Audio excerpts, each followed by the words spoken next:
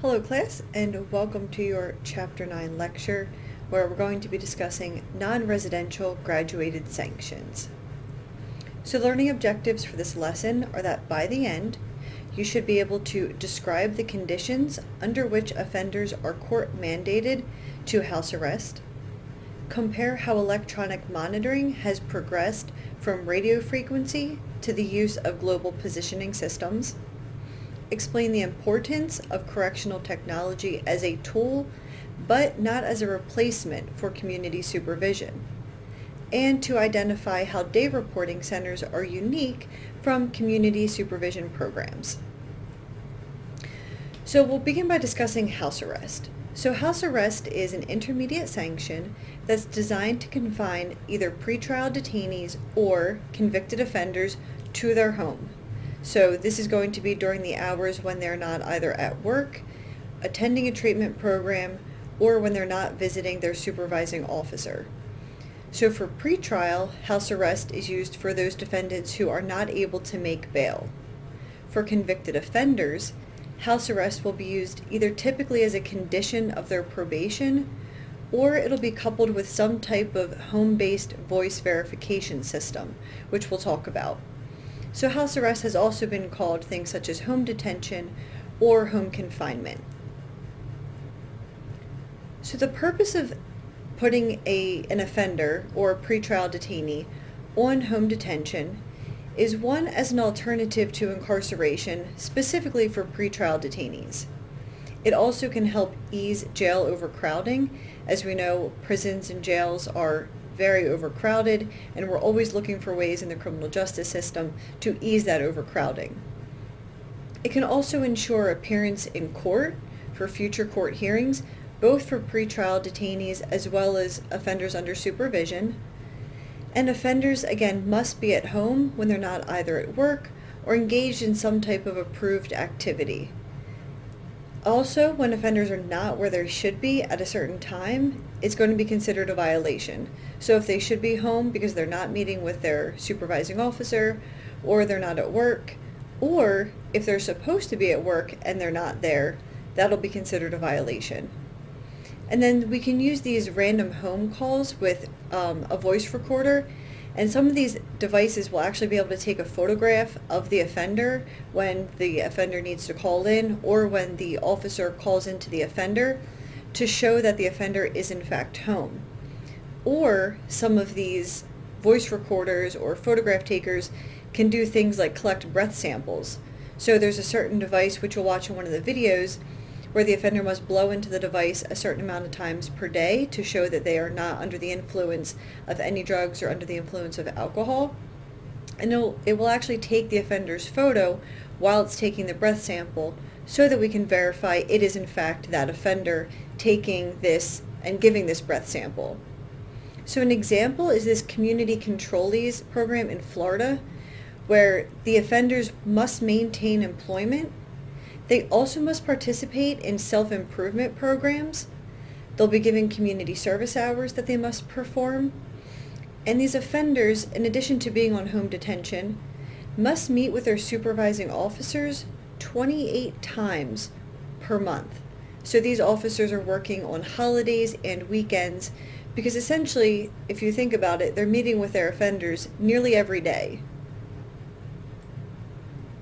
So what are some criticisms of placing an offender on house arrest? Well, for some individuals, it doesn't seem to be a punishment. I can speak for myself. I have no problem hanging around the house for extended days at a time. I'm a homebody. For some, it could be seen as a punishment if you're someone who really likes to be out of the house, engaging in different activities. But for some, it may not be seen as a punishment. It also cannot be counted as time served. And that's according to People v. Ramos from 1990. Additionally, there's arguments that it's intrusive, particularly with pretrial detainees, and that it violates the pretrial detainee's constitutional right to privacy within their home, especially when that home has other individuals or other family members living there. For example, if I'm on pretrial detention and I have to stay in my home, my probation officer then can come to the house and make sure that I'm staying there But is that violating the right to privacy of the other individuals that are in my home who are not on pretrial detention, who are not involved with the law? And for pretrial detainees in particular, house arrest is voluntary. So the pretrial detainee has to voluntarily agree to participate in house arrest. However, the only other option they're given is to be incarcerated while awaiting their hearing.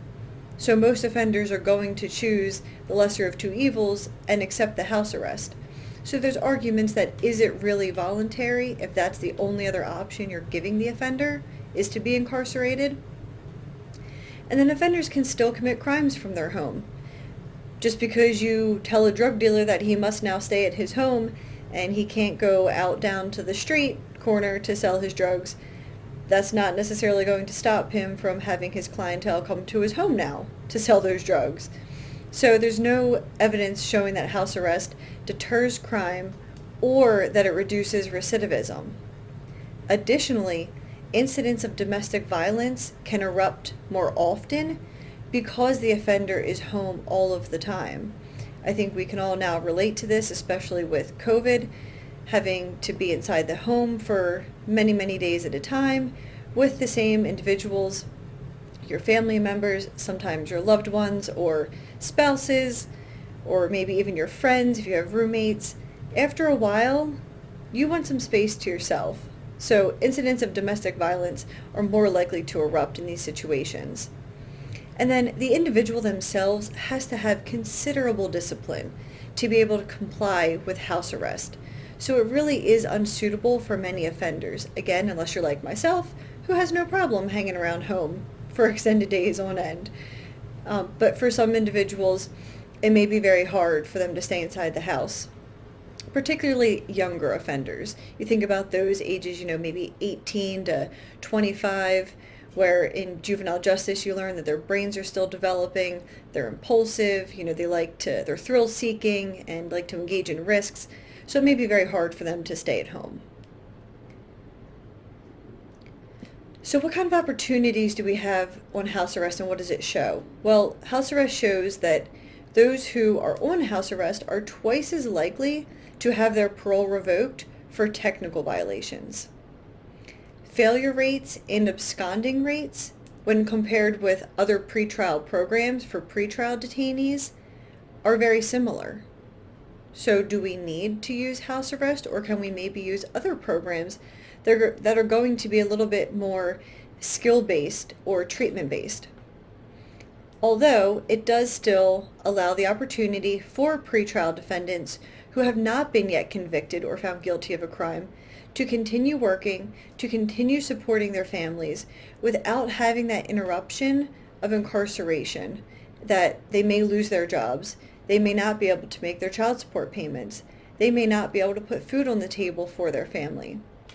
So in using house arrest, where they're still able to work, can at least provide those opportunities for pretrial defendants.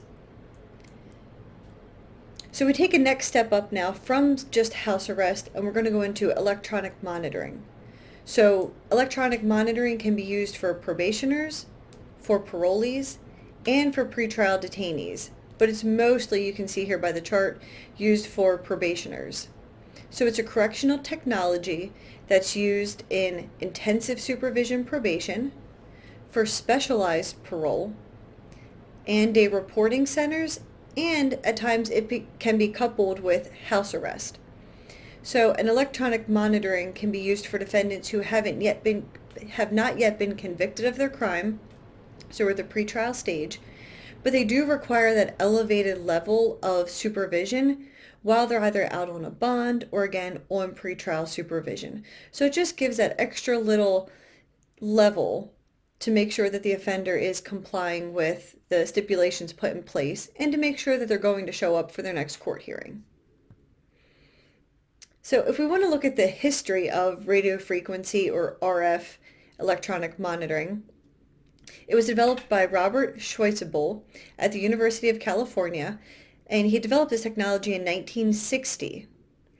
The idea for using electronic monitoring, however, actually was inspired by a New Mexico judge, Judge Jack Love, who saw Spider-Man, the comic, and saw that he used the wrist transmitter, and he asked for this device to be developed. So it was first used in 1983. However, it was used for DUI offenders and white-collar offenders. So if we look at home-based radio frequency, this is where you have a signal that's going to be sent through either a landline phone or a wireless unit, but it's in the home. So what are some problems that we had with early electronic monitoring? Well, first it required that offenders actually had a landline telephone, which discriminated against the poor because they may not be able to afford a landline phone. If we look at passive systems, this is going to be able to track only how close the offender is to that receiver inside their home. So they'll wear a monitor, and we can only track how far they are from that device that's set up in their house. These homebound EM systems then cannot track offenders once they leave their home. So once they leave home, we have no idea where they are. We can only know if and when they are inside their house. So there's no guarantee as well that the supervising officer was communicating with the actual offender or the person that they needed to be communicating with. And then certain areas in the home, which we also have trouble with GPS, which we'll get into next, that certain areas in the home are not able to receive transmissions, and it's due to a number of factors. Sometimes it's what the house is made out of. If it's brick or stone, it's hard to receive signal through that. So certain areas in the house couldn't receive a transmission, so an offender may appear that they're violating or that they are not home when they in fact are, but it's simply because the receiver is not receiving that transmission. So let's get into just one step up now. Now we're going to GPS systems. So GPS systems are able to track offenders outside of the home, as well as inside of the home. So GPS uses 24 military satellites that are orbiting the Earth at all times, and 5 ground control stations that are able to pinpoint locations anywhere in the world using data coordinates. So the offenders are going to wear a permanent ankle bracelet, and by permanent it just means that once it's put on, it needs to be taken off by a supervising officer. And it's going to carry within that a one-piece transmitter and a GPS receiver that contains a microprocessor. So GPS is actually authorized in nearly every state, but most states mandate it for sex offenders. So while it can be used for other types of offenders in nearly every state, most states mandate that it's used for your sex offenders when they're in the community. So let's look at the difference between an active GPS system and a passive GPS system. An active system is going to transmit data through wireless networks very similar to how a cell phone works.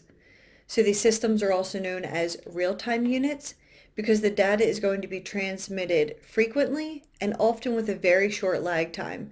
So you're really able to see where that offender is and track them minute by minute. In a passive system, however, the offender's daytime tracking data is going to be temporarily stored within their unit, and then at night it'll be downloaded through a landline phone while the offender is sleeping. So the officer will not get that information until the offender gets home and is able to hook up to the landline phone and download all of that data from the day. So it really doesn't allow for real-time tracking or for the supervising officer to address behavior immediately and correct it. So now GPS zones, when you put an offender on a monitor, you're going to make sure that you're setting up within the software system that you use zones that they are allowed to go to and zones they're not allowed to go to. So it allows the officer to set up inclusion and exclusion zones. An exclusion zone is any place that an offender may not go. Typically, these are going to be residents and workplaces of the identified victims. It may also be if a business was the victim. They may not return to Walmart because they stole a lot of items from Walmart. Or maybe the offender has a drug and alcohol problem. So we're going to put exclusion zones in there for offenders that may not return to certain bars. Then you have inclusion zones. So the inclusion zones are going to be places of employment, school, or other approved activities that they're allowed to go to.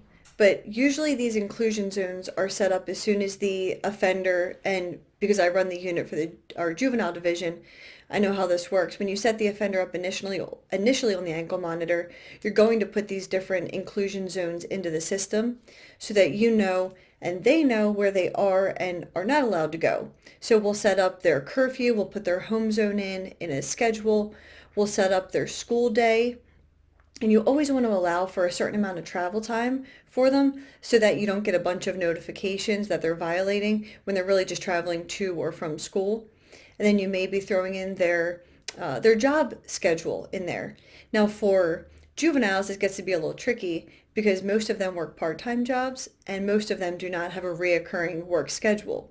So every week our GPS officers are going in and communicating with the juvenile offenders to make sure that they have their proper work schedule so that we know when they're supposed to be at work, and we're putting that in so that we can again make sure that they are where they're supposed to be. So if an offender either enters a zone at the wrong time, or if they leave an inclusion zone or a place where they're supposed to be, the supervising officer is going to be alerted. So we get alerts through email. They can also alert you with the system through text messages. And there will also be an alert with inside of the system that you can log into and see all of the alerts for that offender. We'll also get alerts if the offender tampers with the system. So there's things called shielding, where the offender may use tinfoil or metal or some other type of, sometimes it happens when girls wear like Ugg boots because they're so thick. So it basically just says it looks like the offender is trying to cover up to put an interference in for the transmitter and the GPS device. A transmitter for the GPS device, it looks like they're trying to tamper with that or trying to shield it so that we don't know where the offender is, so that it basically puts an interruption in the signal and we don't know where they would be. But we get a notification when they're tampering with it in that way. We'll also get a notification if they attempt to cut the device off, which happens more than you would think. It's really not too difficult, to be honest with you, to cut most of the GPS units off. The strap is typically made out of a very hard, like rubber, but going through the middle of it, there's maybe one piece of metal. Some of them do have reinforced steel for your more high-risk offenders. I know Philadelphia uses definitely a more secure device, but almost all of them can be cut off with cutting shears or very thick scissors. So we'll get alerts for all of that. Unfortunately, when you have a very high number of alerts, an officer can get complacent. And it's very easy, and I've seen it myself, it's very easy to happen when you have one juvenile who is always going off because, say, they're late to school every day. Well, when you start seeing other alerts come through for that offender, especially if it's around the same time, you may just dismiss it assuming they must just be not going to school, they just must be late again. Well, what if that offender has actually entered their exclusion zone instead of going to school that morning? Maybe they're at the victim's house. So you really need to make sure that you don't get complacent as an officer and make sure that you're checking all of those violations. So this is just a chart that shows the different types of electronic monitoring and GPS that you would use for your different risk levels of offenders. So for low risk, you may simply be using home-based or radio frequency electronic monitoring. And the verification system that could be used is simply a phone call or a voice verification, making sure that that offender is at home. For your more medium risk offenders, you may use a passive GPS system. Remember, that's where your GPS data is going to be downloaded throughout the day and it's going to be temporarily stored in the unit. And then when the offender plugs in at night, it's going to be downloaded and the officer will be able to read that information then. For your high-risk offenders, though, you may use an active GPS system where the signal is going to come in every 2 to 3 minutes typically. You can set up inclusion and exclusion zones. And they may even require video cameras or voice recordings through those GPS monitors. So this is a more continuous type of frequency contact. So what are some limitations to using a GPS? Well, for one, you can have a loss of GPS signal. So in rural areas and in some urban areas, particularly, we have an issue with some youth that are in Philadelphia in high-rise apartments or very densely populated areas. You can lose GPS signal or it pings around a lot because you have such a densely populated area. Or in rural areas, you may have cell phone dead spots where you just can't get a signal at all. So some offenders may actually be required to put another device within their home that actually turns it into an RF tether where it just helps get a signal while they're at their house. GPSs also have short battery lives. And when I say short battery lives, by that I mean typically the highest amount of time it's going to last is about 36 to 48 hours. But we tell our offenders that they need to charge it 2 times a day for 1 hour each time, just to ensure that it does stay charged. So the battery life is really going to depend on how long is the offender spending walking out, walking around, are they moving a lot, or if the offender is simply just sitting inside their house most of the time, then the GPS device may last a bit longer. It costs roughly $11 to $20 per day.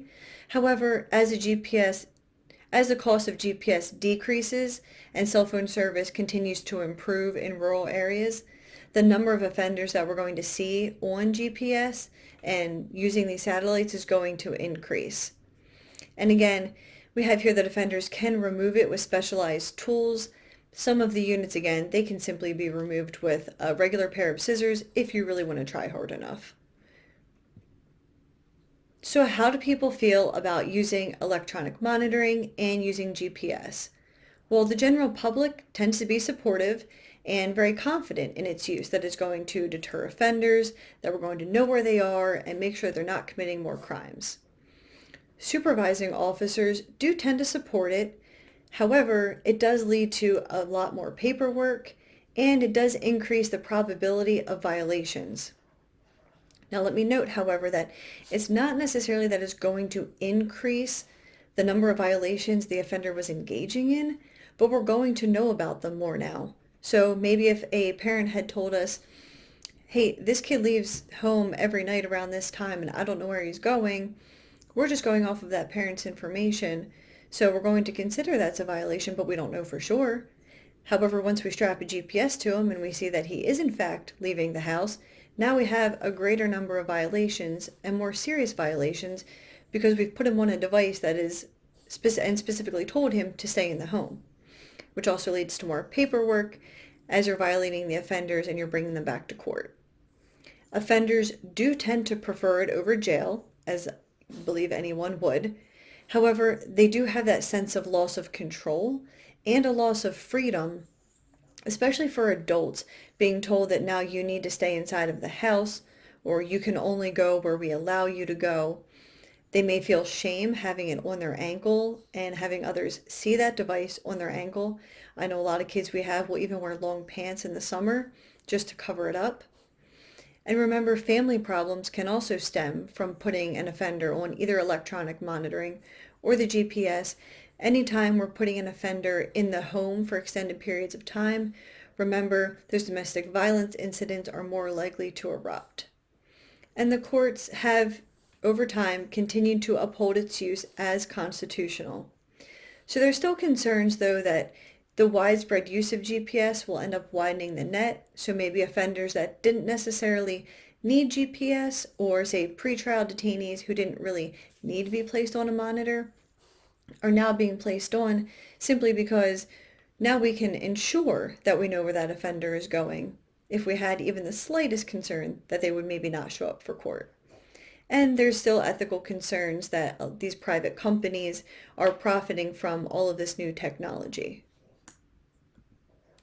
So when we've empirically evaluated electronic monitoring and GPS, we found that 6 months is typically the threshold that an offender is going to be able to comply successfully with one of these devices. Completion rates are roughly between 70 and 92%, and they're actually lower for prison-bound offenders than those that are on probation.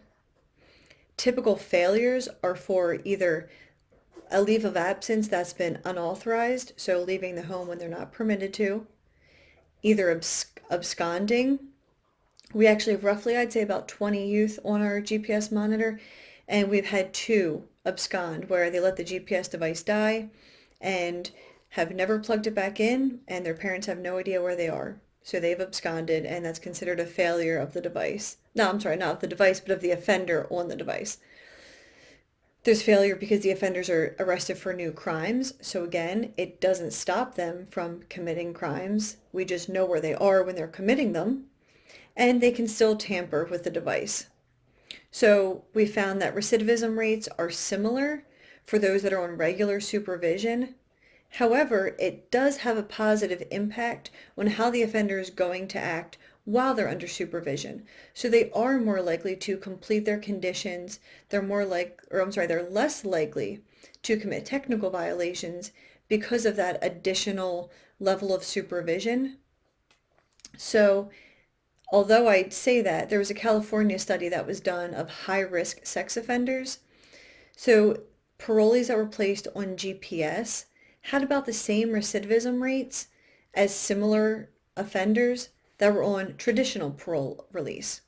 So is it actually making a difference? Do we actually need to be putting sex offenders on a GPS system? Or are we placing them on simply because it gives us a false sense of security and we feel that the offenders are going to be less likely to recidivate while they're on the device? So there are gender differences with electronic monitoring when you consider putting men and women on the device. Men typically receive more positive family support and more positive support from significant others. They also tend to have help with dependent children. Women, on the other hand, when they're placed on the monitor, view significant others as a source of stress and conflict. So when the woman is stuck in the home, they're now seeing their spouse or their partner as a source of stress and conflict. They also tend to lack support for childcare, and their lack of freedom is going to truly affect their ability to care for their dependent children. So because they're not able to leave the home whenever they need to say, go grab some milk from the store, they're not able to leave the home to take their child to sports activities. So it's really lacking their ability, or it's affecting their ability to care properly for their dependent children. And you couple that with a lack of childcare support and stress from being stuck inside the house with your significant other, you can see how women may not be as successful as men would be on electronic monitoring. So now we're going to switch into day reporting centers. So day reporting centers can be viewed as sort of an equal to a GPS, so as far as a supervision level goes. So it's going to be an additional level of supervision, and this is where offenders are going to report daily for a variety of treatment programs. They'll be given an itinerary of what they're going to complete that day, and they will also engage in random drug screenings.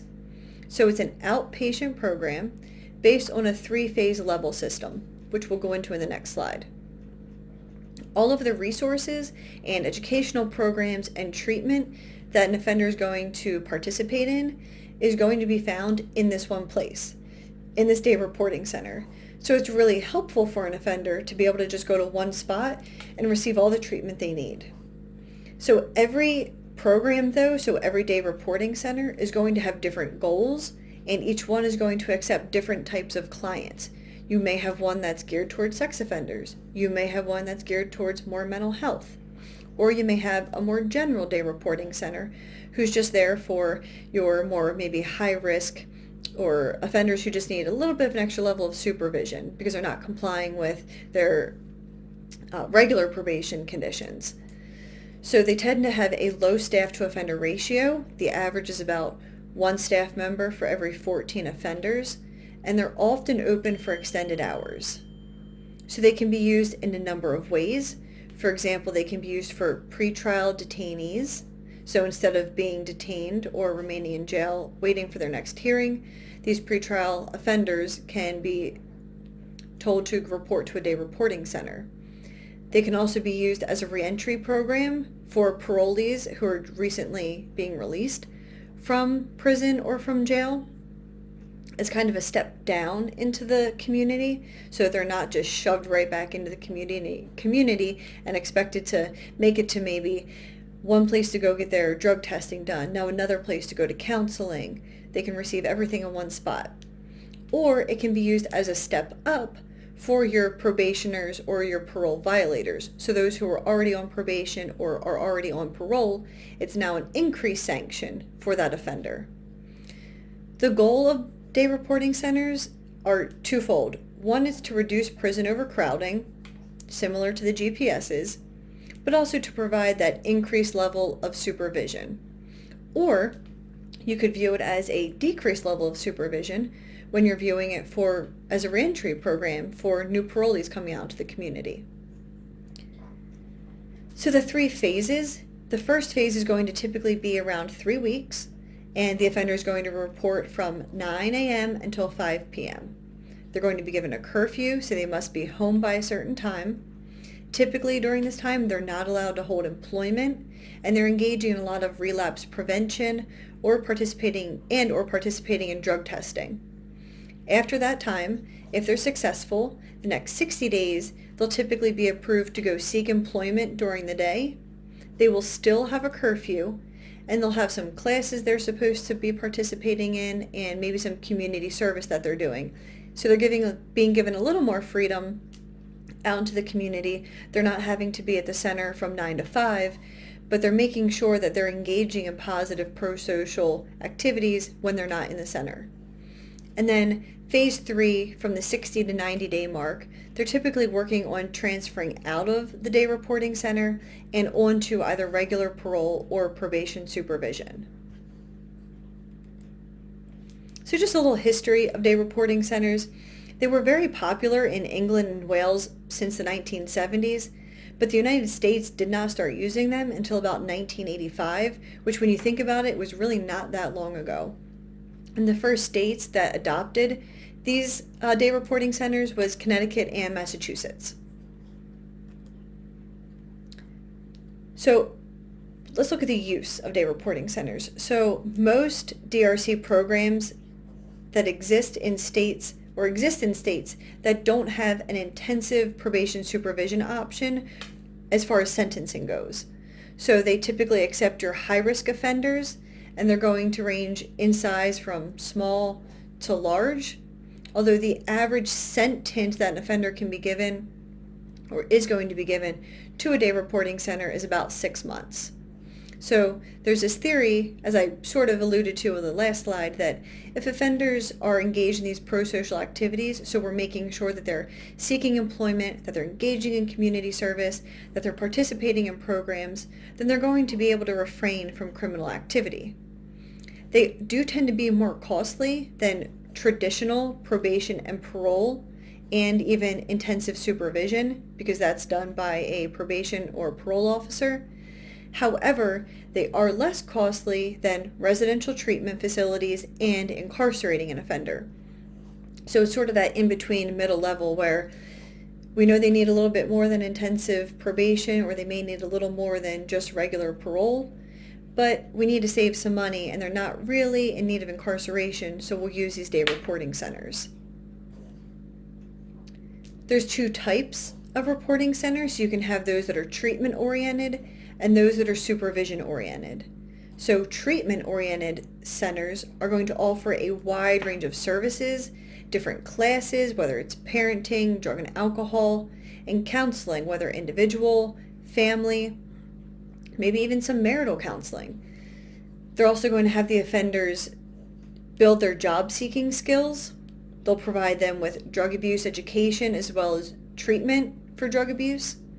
They might offer life skills training, even literacy classes and GED classes to help the offender improve their education and to get a better paying job.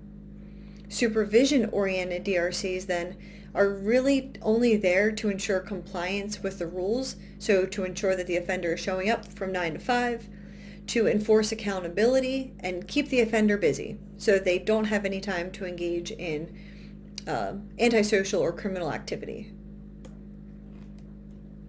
So when we evaluate day reporting centers, we found that the more time an offender spends in a day reporting center, that they do have lower rearrest and reincarceration rates.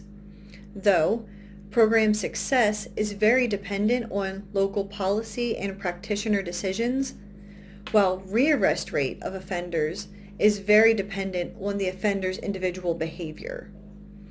So because they do accept higher risk offenders, they also place a lot more responsibility on the offender to make sure that they are showing up, that they are participating in the programs that they need to. They do have lower completion rates when compared to other community-based programs, and termination rates are higher for service-oriented programs than for supervision-oriented ones. And finally, termination rates are higher for programs that last longer than 6 months. So similar to the GPS, 6 months is really about that time frame that you want to start looking and saying, does the offender still need to participate in this? Should we change something?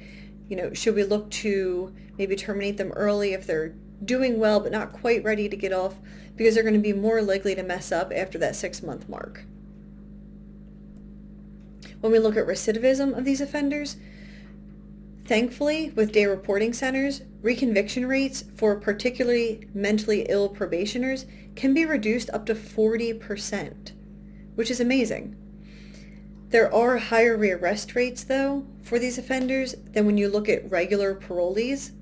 This could either be a function of the treatment interventions that are being offered in the day reporting center, so they either maybe are not meeting that offender's specific needs, or the interventions that are being offered are not being offered to fidelity and a proper quality, and also because of variations in just the general quality of the overall program of the day reporting center. The offenders who are in these programs have lower rearrest rates than offenders that are released with no supervision at all, though rearrest is mostly predicted by the offender having a prior criminal history and being younger in age. Remember, I mentioned, especially with the GPS, those who are between the ages of say 18 to 25, where our brains are not fully developed, they're more likely to be rearrested during those ages. And then a key part of making sure that we reduce recidivism by having an offender engage in a day reporting center is for that day reporting center to specifically define the goals that they have for their program. So what do they hope the offenders to achieve, and what do they hope the outcome to be for that offender when the offender participates and follows the rules? And then they also need to measure whether those goals are being achieved. So look at your offenders that are completing the program. Look at those that are not successfully completing the program. Find out why those offenders maybe aren't successfully completing. And is it something on simply the offender's behavior, or is there a flaw in the program that needs to be adjusted? So in sum, house arrest is cost saving, but it does not deter offending. Using electronic monitoring and GPS, use computers and satellites to monitor the offenders while they're out in the community. And as technology advances, we'll continue to see advanced use of electronic monitoring and GPS. Day reporting centers will accept a wide range of offender types, and they provide all different types of services in just one place to make it easy for the offender to get all of their services and programming. They are the costliest type of non-residential intermediate sanction, but it's still cheaper than incarceration, and it helps ease overcrowding, just as GPS does. And finally, all forms of non-residential programs are more effective when the population is targeted and identified, and when the goals of the program are clarified and made clear to the offender. So that was your Chapter 9 lecture. I hope you enjoyed, and I hope you all have a wonderful week.